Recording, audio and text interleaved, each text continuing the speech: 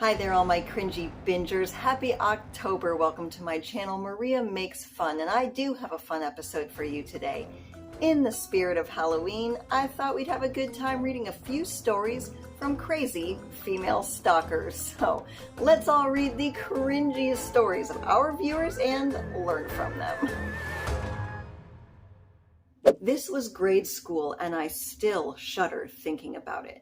She was a sort of parasite that fed off of attention. She leeched onto a friend of mine, but decided to start sucking the life out of me after I was nice to her.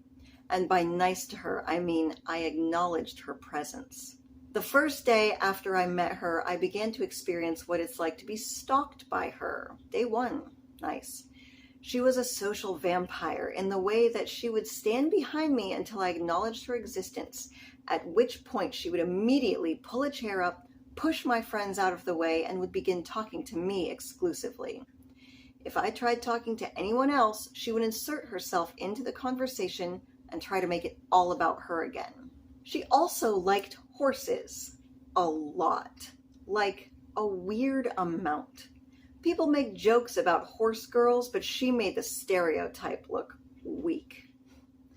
She kept asking me to look at her drawings, and eventually I relented because I was too kind to tell her to I should have. She liked to draw what she called miximals, which were just mixes and matches of animals.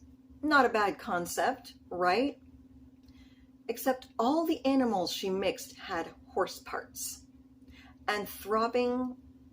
Okay, well, I can't say that, but they had giant horse ducks. And that was the very first one she showed me. A horse with 8 spider legs and a giant horse duck. That really is horrifying.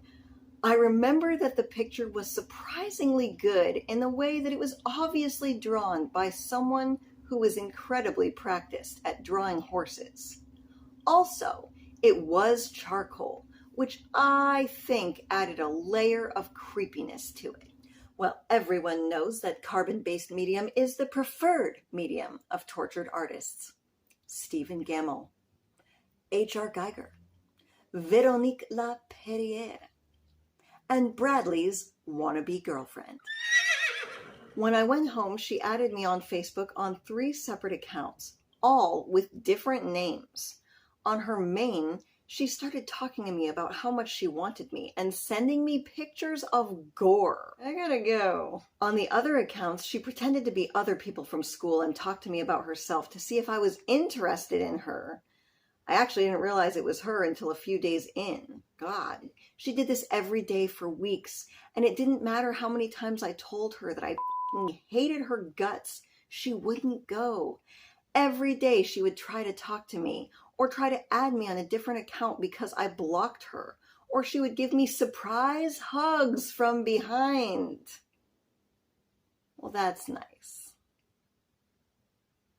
She only left when she got bored of me and attached herself to someone else. She still scares me.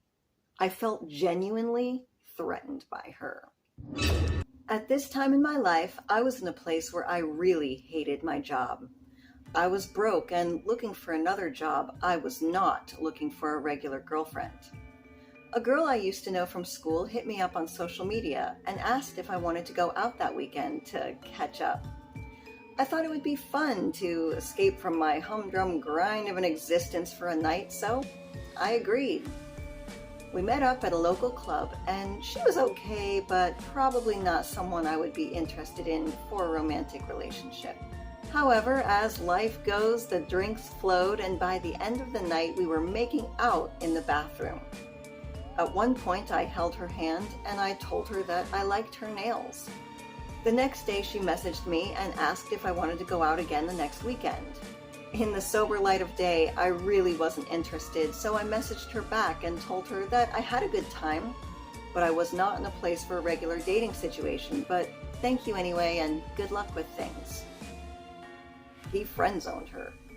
Over the next couple of weeks, she would message me flirtatiously, probably trying to throw a line out for me to bite, but I would only send back emojis, trying to cut the conversation off, hoping she would leave me alone. I didn't hear from her for a couple of weeks, so I thought she got the hint. I was very wrong. 1 month after we went out, I got a package on my doorstep containing a homemade chocolate cake, and a note describing how she had placed what I can only hope to Satan were fake nails into the chocolate cake because her body was mine now. Let me remind you, this was a girl I went out with once. We made out in a grimy bathroom once. I can only imagine what she would have placed in the cake if we had slept together. I met an American girl while on a week-long vacation tour. I'm Australian and... I apologize. I did not realize that he was Australian. Far be it from me to be culturally insensitive.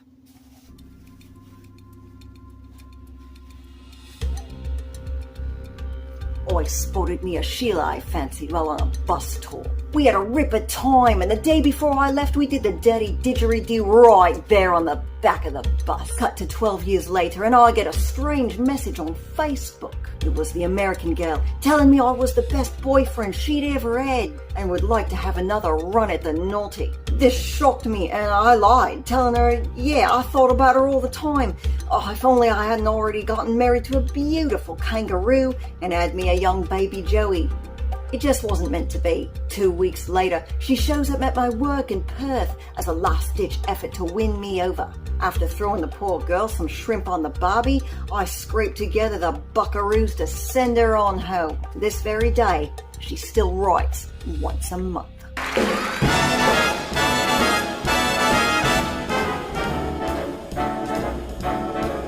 How lucky can one guy be? I kissed her and she kissed me. Like the fella once said, ain't that a kick in the head? The room was completely black. I hugged her and she hugged back. Like the sailor said, quote, ain't that a hole in the boat? My head keeps spinning. I go to sleep and keep grinning. If this is just the beginning, my life is gonna be beautiful. She's telling me we'll be wed, or she's picked out a king-size bed. I couldn't feel any better or I'd be sick. Oh, tell me quick, oh, ain't love a kick?